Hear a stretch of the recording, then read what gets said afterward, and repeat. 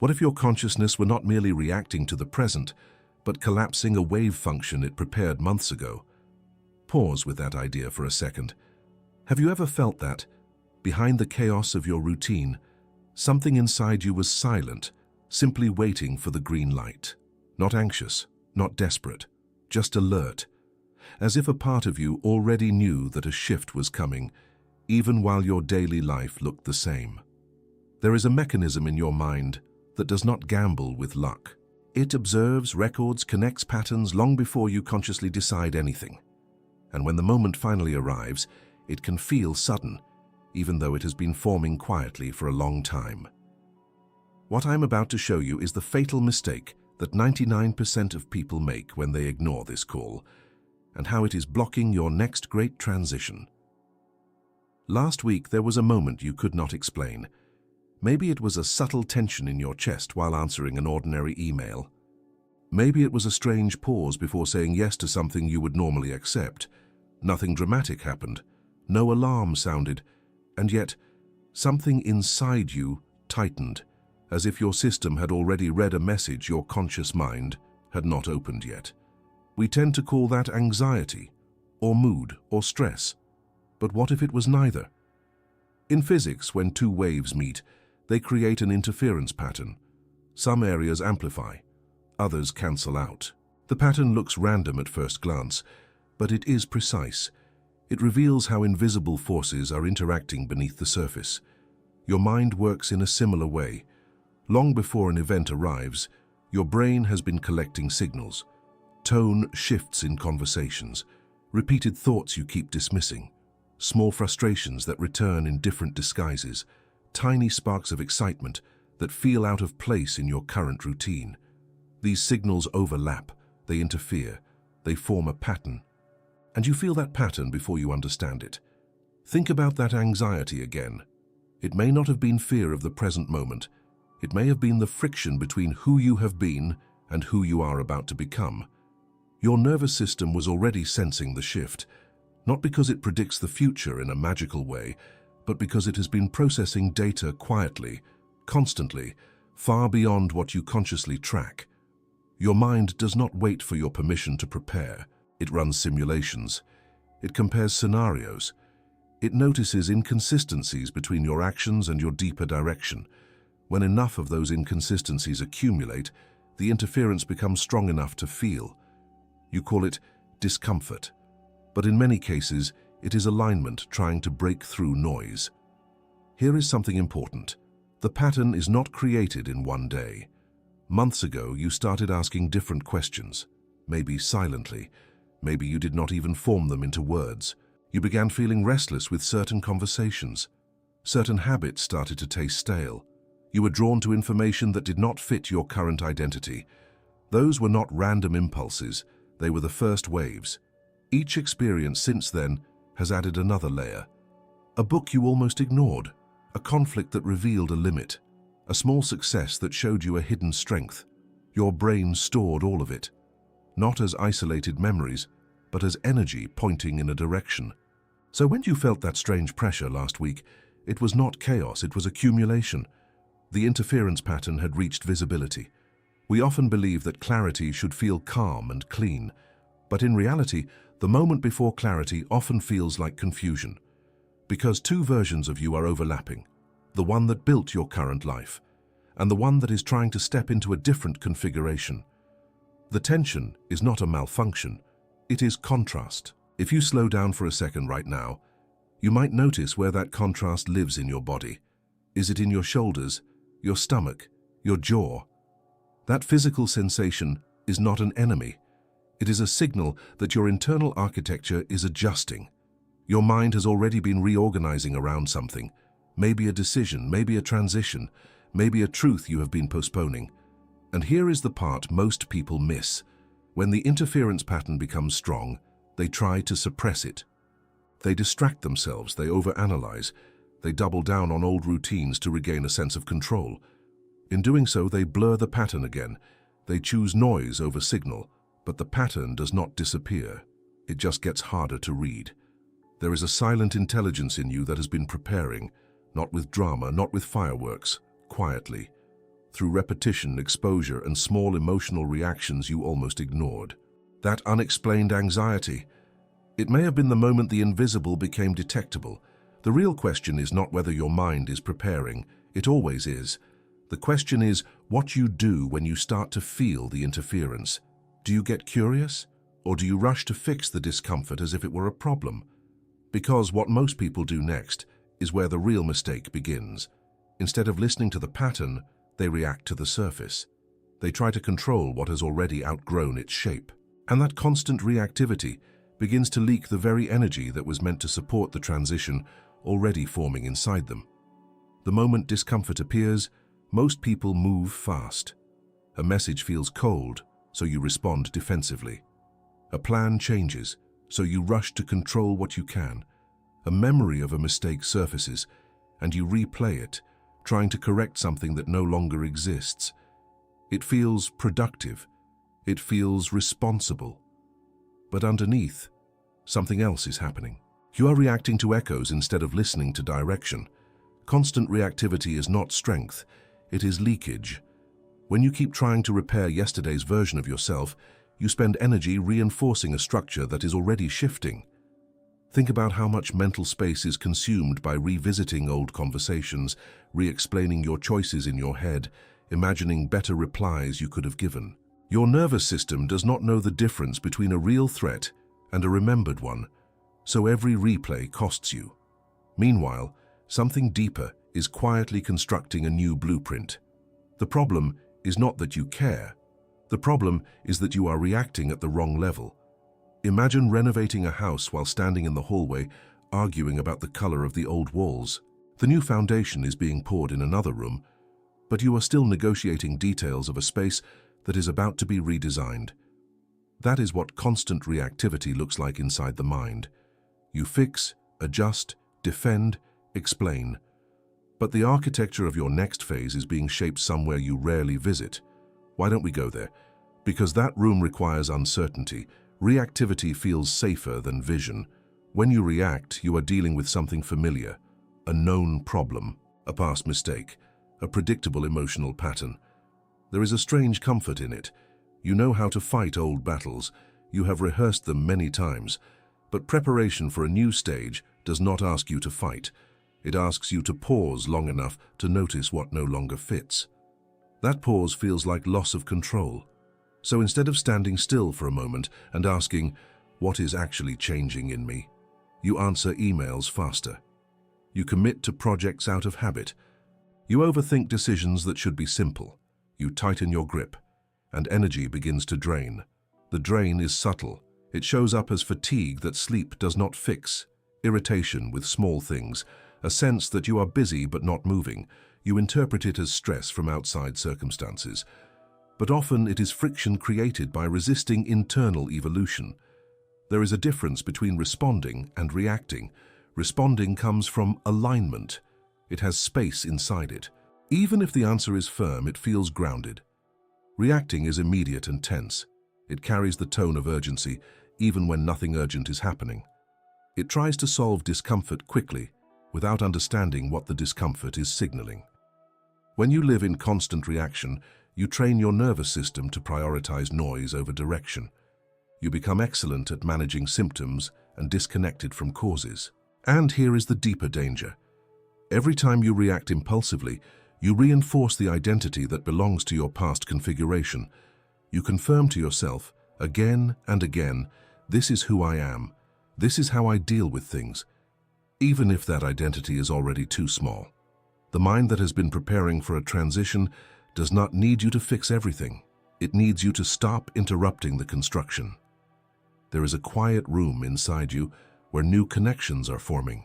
Different interests linking together. Different values rearranging your priorities. New standards emerging that make old compromises uncomfortable. But if you never enter that room, you keep living from outdated instructions. You may notice that the more you try to control everything, the more unpredictable life feels. That is not punishment, it is misalignment. You are trying to stabilize a version of yourself that is no longer stable. Constant reactivity is like pouring water into a bucket with holes. You work harder and harder, but the level never rises. Because the issue is not effort, it is structure. What if the discomfort you are trying to fix is actually the signal that your structure needs updating? What if the energy you are leaking is the very energy required to move toward what has been forming in the background? The shift begins when you stop asking, "How do I fix this situation?" and start asking, "What is this situation revealing about where I am headed?" That question redirects your focus. It turns chaos into information.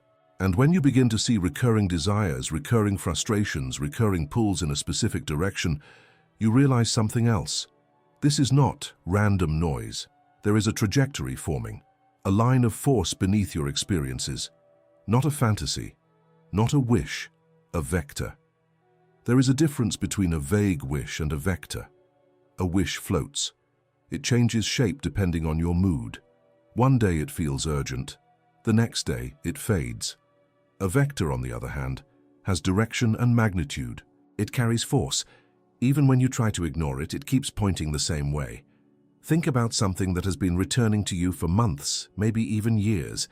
A certain kind of work, a place you feel drawn to, a conversation you know you need to have, a lifestyle shift that keeps reappearing in quiet moments. You may have dismissed it as impractical, or late, or unrealistic.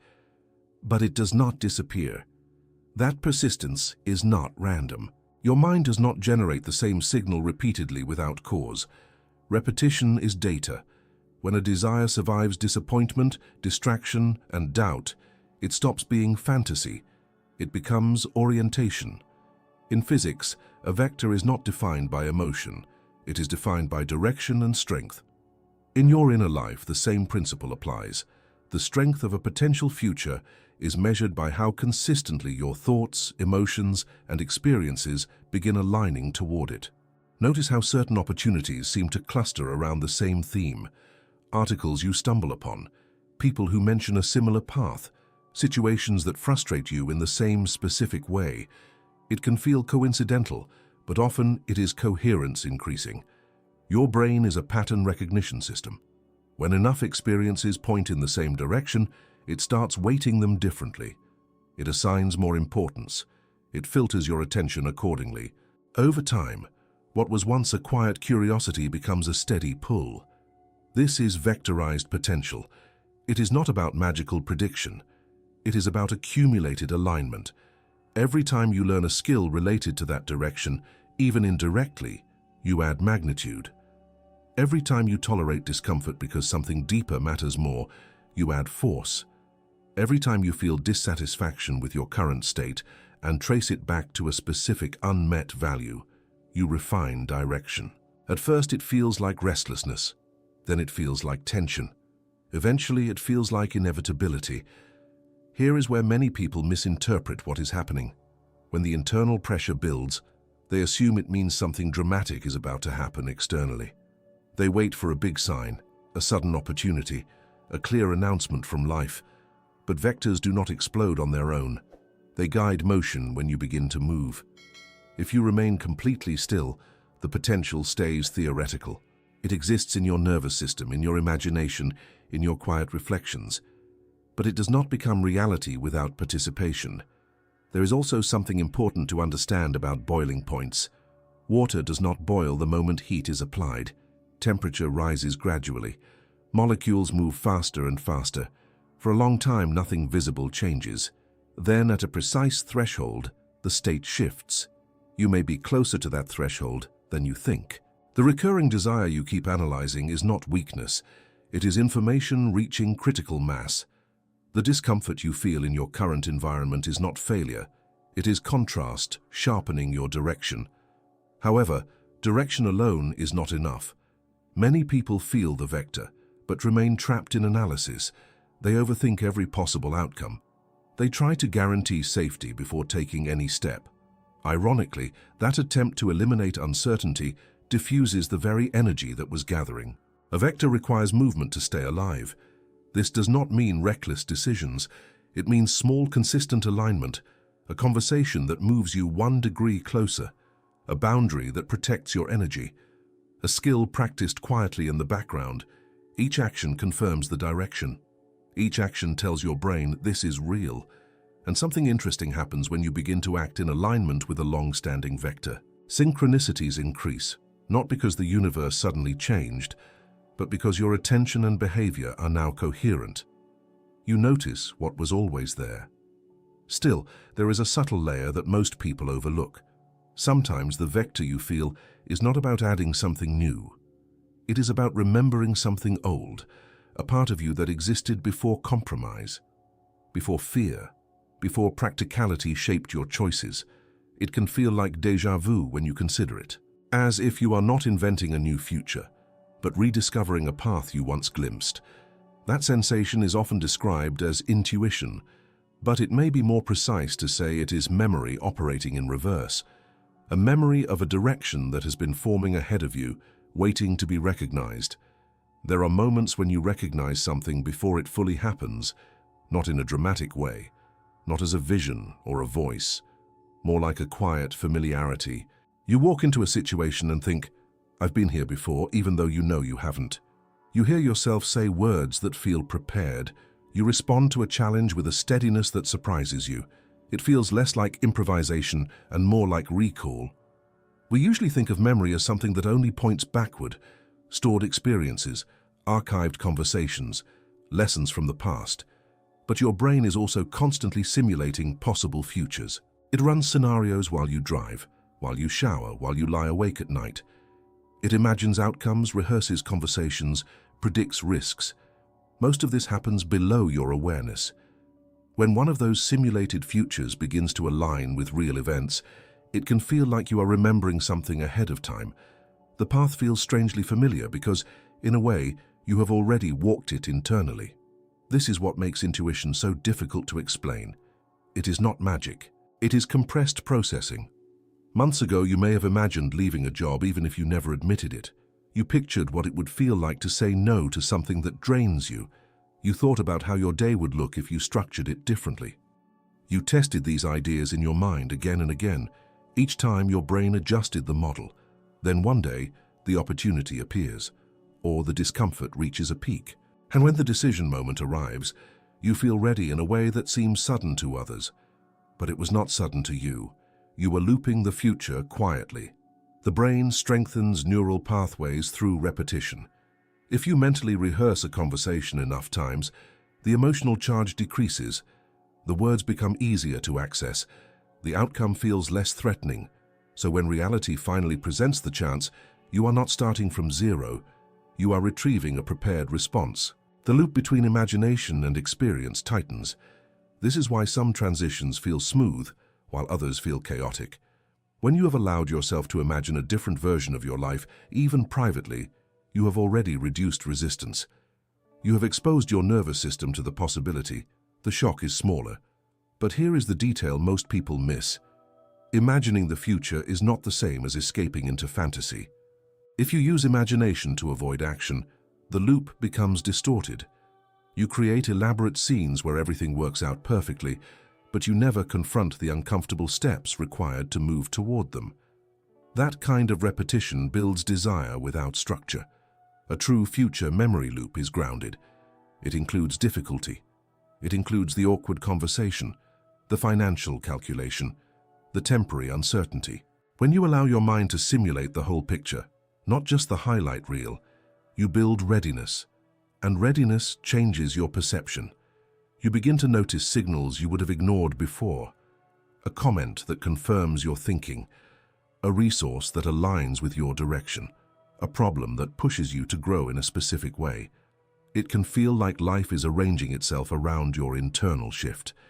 In reality, your internal shift is reorganizing what you pay attention to. There is also a more subtle layer. Sometimes the loop is not built through conscious visualization at all. It is formed through repeated emotional reactions. Each time you feel drained in a certain environment, your brain registers it. Each time you feel energized by a certain activity, it registers that too. Over time, a pattern forms. That pattern becomes predictive. So when you say, "I have a feeling this is not for me anymore," it is not vague. It is a summary of thousands of micro-experiences your brain has already integrated. It is memory projecting forward. Still, there is a risk here. If you misinterpret every discomfort as destiny, you can create false loops. You can convince yourself that temporary stress means you must escape. You can label fear as intuition. That is why honesty matters. You have to ask, is this signal consistent over time, or is it a reaction to a bad week? When the signal is consistent, when it survives different moods and circumstances, when it returns calmly instead of urgently, it carries weight. And when that weight builds, the system begins to adjust in other ways. External pressures increase, conflicts surface, timelines accelerate. It can feel as if everything is being squeezed at once, not because you are unlucky, but because when internal preparation reaches a certain density, the surrounding structure can no longer hold its previous shape. There are seasons when everything seems to happen at once. The car needs repairs the same week a difficult conversation surfaces. A project at work becomes unstable just as you begin questioning your direction. Old relationships shift at the exact moment you start feeling different inside. It can feel like pressure from all sides, as if life suddenly decided to test you. Most people interpret this as bad timing or bad luck, but there is another way to see it. When water approaches boiling point, the surface becomes unstable. Bubbles form. Movement increases. What looked calm a few minutes earlier begins to churn. The heat was always there, but the visible reaction only appears when a threshold is crossed. Your life behaves in a similar way. As your internal alignment strengthens, as your vector gains magnitude, as your future memory loop tightens, the surrounding structure begins to respond. Not because the world is conspiring for or against you, but because systems resist change before they reorganize. Pressure is often the final phase before transition. Think about times in your past when major shifts occurred. Rarely did they arrive in silence. There were signs, intensified emotions, conflicts that forced clarity, opportunities that demanded a decision sooner than you expected. The pressure was not random. It was compressing your hesitation. Synchronicity at this stage does not always look pleasant. It can look like friction, like obstacles appearing in rapid sequence. But look closer. Are these events pushing you toward a clearer stance? Are they exposing weaknesses in structures you already knew were fragile? Sometimes what feels like collapse is filtration. When you upgrade your internal standards, environments that once tolerated your compromise become uncomfortable. Conversations that used to feel normal now feel heavy. Commitments you once managed with ease now drain you. It is not that the world changed overnight, you did. And when you change, the mismatch becomes visible. There is a concept in systems theory. When a system approaches a tipping point, small inputs create large effects. A minor disagreement escalates quickly. A small delay triggers disproportionate frustration. Sensitivity increases. This is not instability for its own sake. It is evidence that the system cannot maintain its old equilibrium. Your life might be at such a point. Instead of asking, why is everything going wrong? Consider asking, what is being cleared? What patterns are being exposed so they can no longer hide? What relationships are revealing their true alignment with who you are becoming? Pressure does not always mean destruction. Often it means refinement. Still, it is easy to misread this stage. You might assume you need to fight harder, to push back, to control outcomes more aggressively. But when multiple areas of life intensify simultaneously, it is usually a sign that force is not the solution. Think of a bridge being tested. Engineers apply pressure to identify weak points before opening it to traffic. The goal is not to break the bridge, but to strengthen it where it cannot yet carry the load. In the same way, the challenges clustering around you may be revealing where your inner structure needs reinforcement. Where are your boundaries unclear? Where are you still acting from an outdated identity? Where are you tolerating what your new standards reject? Critical synchronicity brings these questions to the surface, and here is something subtle. Not all pressure is external. Some of it is internal urgency, a sense that time matters more now, that postponing another year would feel like betrayal. This urgency is not panic, it is compression of clarity. When clarity increases, delay feels heavier. If you observe carefully, you may notice that even the difficult events carry direction. A conflict highlights a value you can no longer ignore. A setback redirects you toward a skill you need to develop. A loss creates space that was previously crowded. What looks like chaos may be coordinated pruning.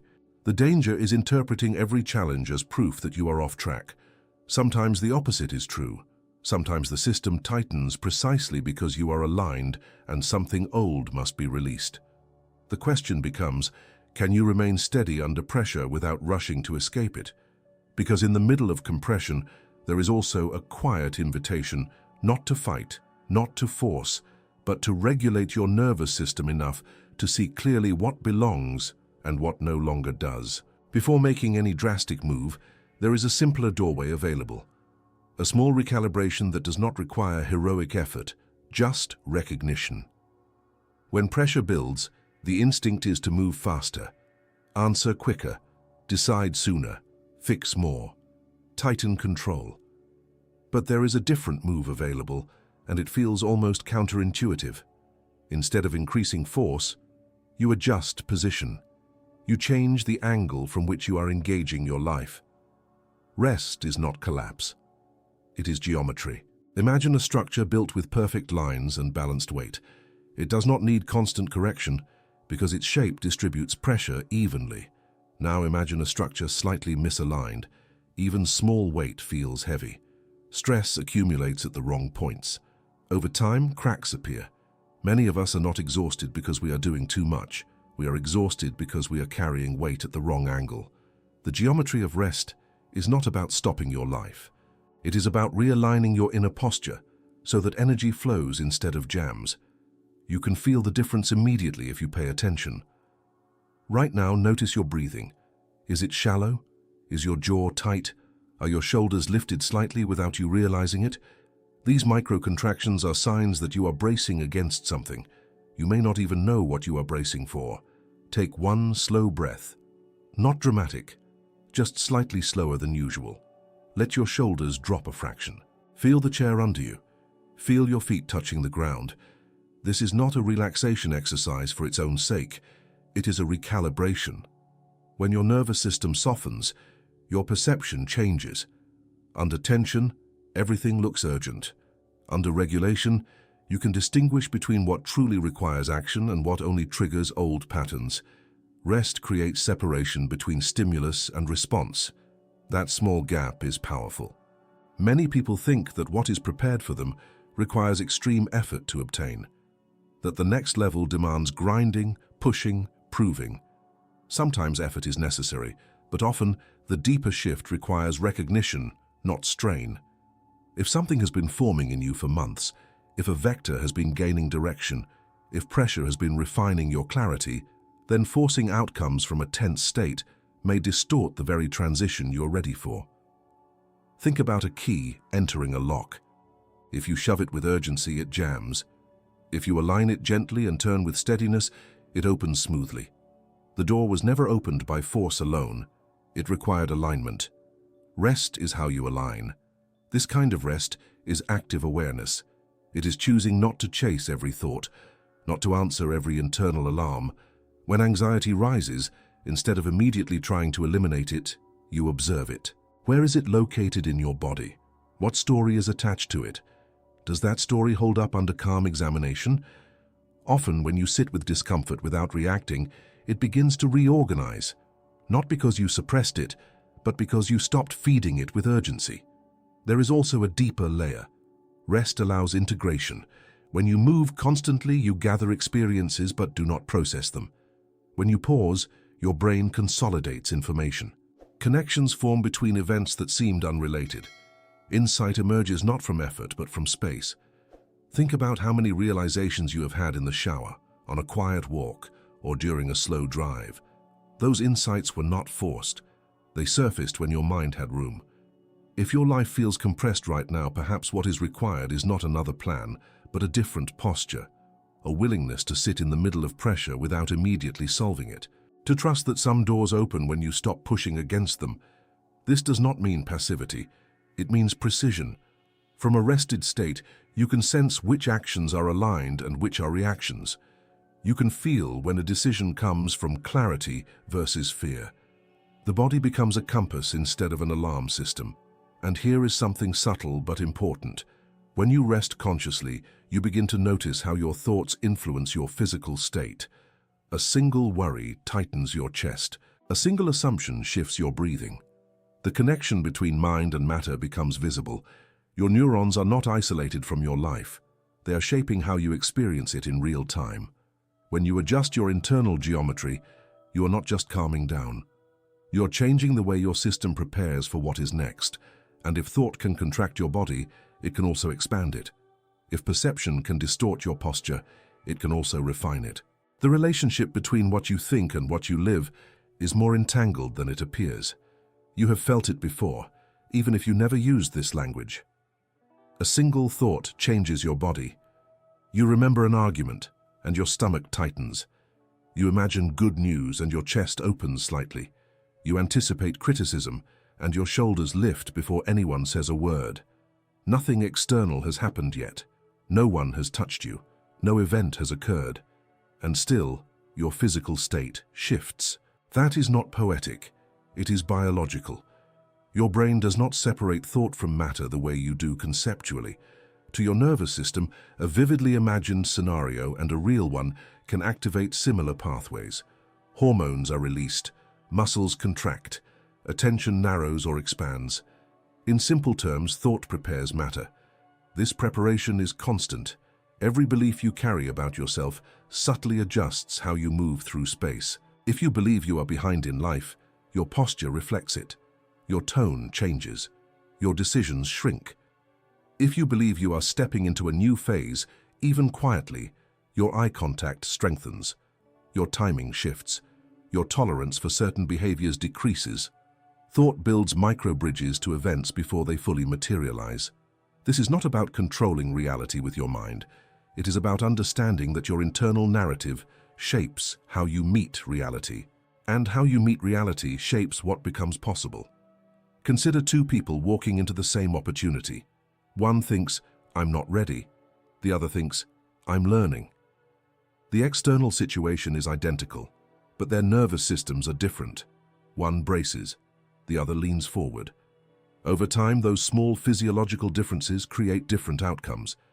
Neurons that fire together wire together. When you repeatedly think in a certain pattern, you strengthen that pathway. It becomes easier to access, faster, more automatic. Eventually, you do not choose the thought consciously. It runs on its own. This is how identity forms. If you have been telling yourself for years that you avoid conflict, your body prepares to retreat before conflict even appears. If you have been reinforcing the idea that you handle pressure well, your breathing stabilizes more quickly under stress. The thought becomes embodied. Now imagine what happens when you begin preparing internally for a transition. When you repeatedly consider that you might be ready for something larger. When you allow the idea that your next chapter is forming.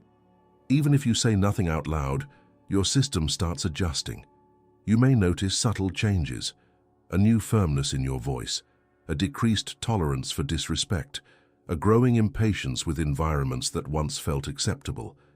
These are not random mood swings. They are signs that your internal model is updating. The entanglement between thought and matter works in both directions. Your body influences your thinking as well. If you walk slouched and tense, your mind scans for threats. If you breathe slowly and stand upright, your mind accesses broader perspectives. The loop is continuous. This is why conscious rest earlier was not a small thing. When you regulate your body, you shift your thoughts. When you shift your thoughts, you prepare your body for different actions. Preparation becomes physical, not abstract. But there is a trap here. Many people hear this and reduce it to forced positivity. They try to overwrite fear with affirmations they do not believe. They repeat phrases mechanically, hoping to bend reality. Yet if the body does not feel aligned with the words, the signal is mixed. The system remains divided. True entanglement requires coherence. Your thoughts must feel believable enough for your nervous system to accept them. Not exaggerated, not inflated, just slightly expanded beyond your old identity.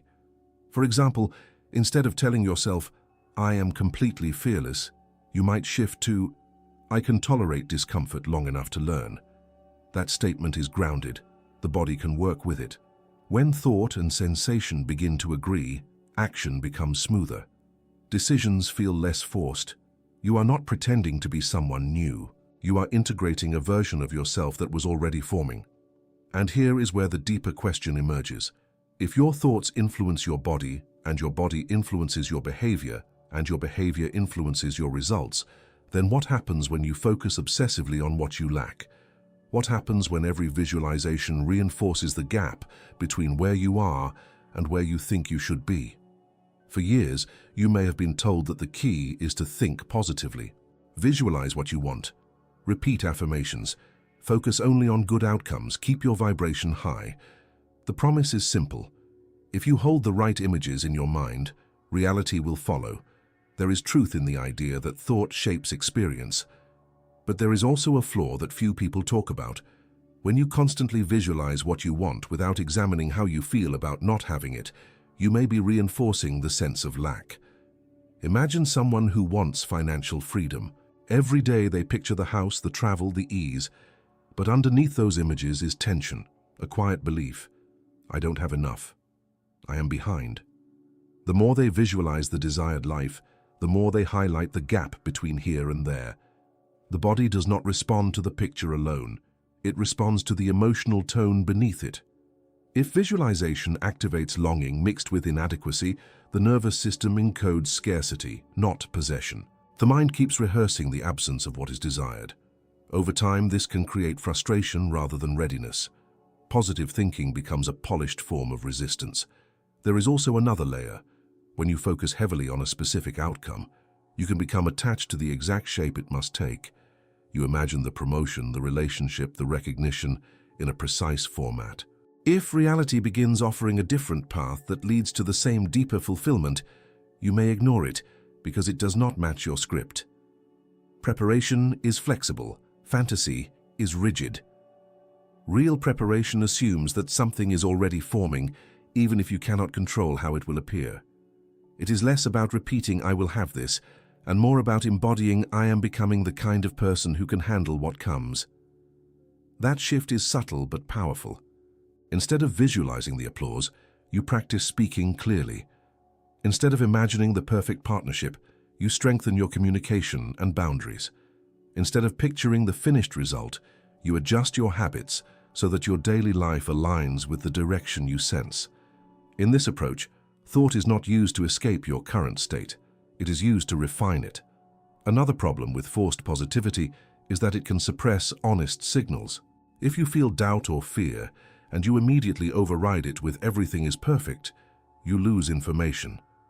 Doubt sometimes highlights a skill you need to develop. Fear sometimes points to a real risk that requires planning. Ignoring these signals does not make you strong. It makes you blind. There is a difference between optimism and denial. Optimism says, "I believe I can navigate this." Denial says, "There is nothing to navigate." The first builds capacity. The second delays growth. If your mind has been preparing for a transition, it will not only send excitement, it will also send tension. It will expose areas where you are not yet aligned. Positive thinking that refuses to look at these areas interrupts the process. Consider this. What if the goal is not to feel good all the time, but to feel coherent? Coherence means your thoughts, emotions, and actions are not in conflict. You can acknowledge discomfort without collapsing into it. You can admit uncertainty without abandoning direction. You can hold a vision without obsessing over it. When you shift from chasing positivity to cultivating coherence, something changes. The pressure to perform happiness decreases. The need to prove readiness fades. You start noticing that the most powerful shifts happen quietly. You may realize that you do not need to constantly imagine the future because parts of it are already visible in your present behavior. The way you speak differently, the standards you enforce, the habits you refine, these are not fantasies. They are evidence, and evidence builds trust. When you trust that preparation is underway, you do not need exaggerated affirmations. You need clarity in the present moment. You need to see what this exact second is asking of you, because everything you have lived up to now, the mistakes, the lessons, the nights you questioned yourself, has been adjusting variables for a precise point of impact. A point where thinking less about what should happen allows you to see what is already happening. There is a point where preparation stops being theoretical. It stops being something you analyze, something you imagine, something you rehearse. It condenses into a single moment where a choice is required. Not a dramatic choice that the world applauds. A quiet one. A sentence you either say or swallow. A boundary you either hold or bend. An opportunity you either explore or postpone again. This is where everything converges. You can spend years thinking about change, reading about it, talking about it, planning it. But transformation always compresses into now, not tomorrow, not when conditions are perfect, into this specific interaction, this specific decision, this specific internal response. Think about the losses you went through, the skills you developed, the disappointments that forced you to mature. At the time, they felt isolated, random, sometimes unfair. But they were not disconnected variables. They were adjustments. Each experience shaped your tolerance, refined your standards, clarified what matters and what no longer does. Even your mistakes trained discernment. You learned where you overextended, where you underestimated yourself, where you compromised too much. All of that information is present in you right now. The singularity of now is the moment when accumulated experience becomes actionable clarity. It is when the weight of the past and the pull of the future meet in a single decision point. You may feel it as tension, a slight pause before speaking, a heightened awareness before clicking send, a deeper breath before answering a question honestly. In that pause, your old identity and your emerging one are both available. And you choose. Often the choice is small, but small choices compound quickly. Saying no once changes how others treat you. Taking one step toward a long-postponed goal shifts your self-image. Telling the truth instead of performing approval reorganizes your internal alignment. These moments do not look grand from the outside, but internally they are thresholds. There is a temptation to wait for certainty before acting, to want a guarantee that this is the right move. But certainty rarely precedes action. It follows it. When you act from coherence, even if you feel fear, you build evidence that you can handle what unfolds. The present moment is not just a slice of time, it is a junction. Every thought you entertain now either strengthens the identity you are outgrowing or reinforces the one that is forming. Every action either aligns with your vector or diffuses it. You do not need to redesign your entire life at once. You need to respond accurately to what is directly in front of you. This is where many people underestimate themselves. They think readiness will feel overwhelming, obvious, undeniable. But readiness often feels simple, grounded, almost ordinary. You might notice that the conversation you have been avoiding suddenly feels clear. The project you hesitated to begin feels manageable. The boundary you feared setting feels necessary rather than dramatic. That is not coincidence. That is convergence. When preparation has been building quietly, when thought and body have been aligning, when pressure has clarified your direction, the present moment becomes precise. It stops feeling chaotic. It feels focused. And yet, there is still one final barrier. Even when everything converges, the habit of force can return. You may try to over-control the outcome, to push harder than needed, to prove that you are ready instead of simply stepping into it. But this junction does not respond to strain. It responds to calibration. You do not open the next door by breaking it down. You open it by recognizing that it is already unlocked from the inside.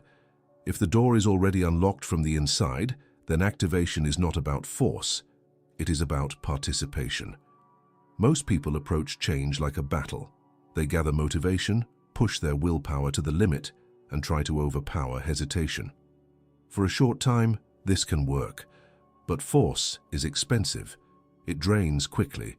And when it fades, old patterns return. Conscious activation is different. It does not rely on emotional intensity. It relies on alignment and small, deliberate movement. First, you acknowledge something simple and direct. A part of you is already prepared. Not perfectly, not completely free of doubt, but prepared enough. That recognition shifts your posture immediately. Instead of chasing readiness, you begin from it.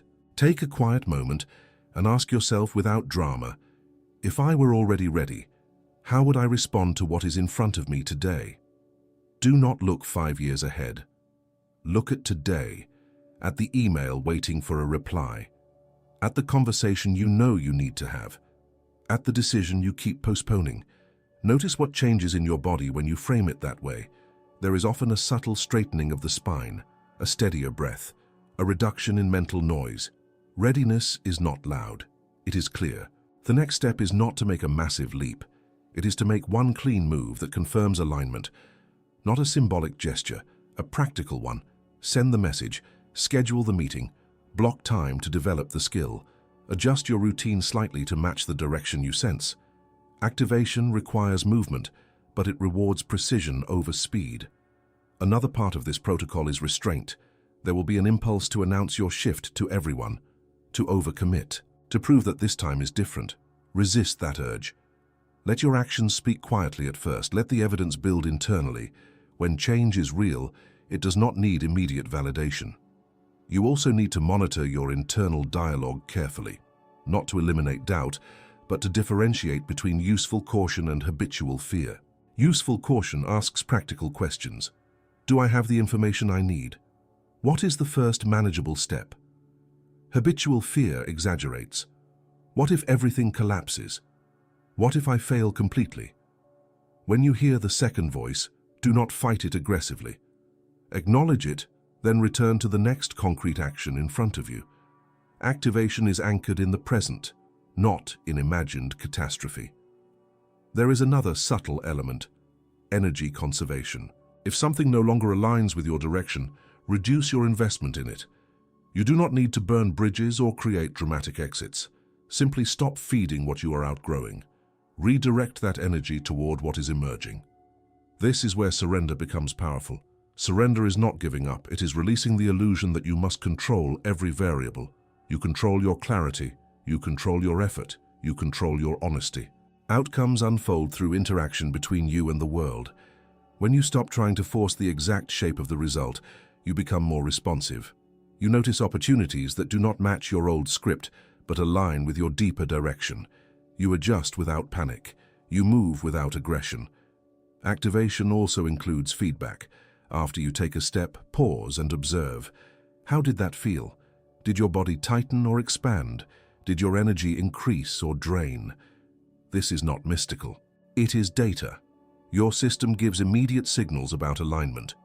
If a step feels heavy and misaligned, refine your approach. If it feels steady, continue. Over time, this creates momentum that is sustainable, not explosive, not dramatic, steady. You are not trying to become someone else. You are allowing the version of you that has been preparing to step forward in visible ways. That requires courage, yes. But more than courage, it requires consistency. One aligned action today, another tomorrow. Not because you are chasing a distant ideal, but because you recognize that the preparation phase is complete enough to begin. And when you operate this way, something shifts quietly. You stop waiting for the perfect signal. You realize that the signal was the preparation itself. Nothing you felt while listening to this was random. If something resonated, it's because a part of you recognized itself. You were not waiting for permission. You were waiting for clarity. And now you see that the preparation was already happening beneath the surface. You are not behind. You are not late. You are not unready. The pressure, the questions, the quiet shifts, they were all shaping you for this exact point of awareness. The only real decision left is whether you will trust what has been forming inside you. If you made it all the way here, write this in the comments. I was already preparing. That's how I'll know you stayed to the end. And if this spoke to you, watch one of the videos on your screen right now. If you want more depth like this, stay with me.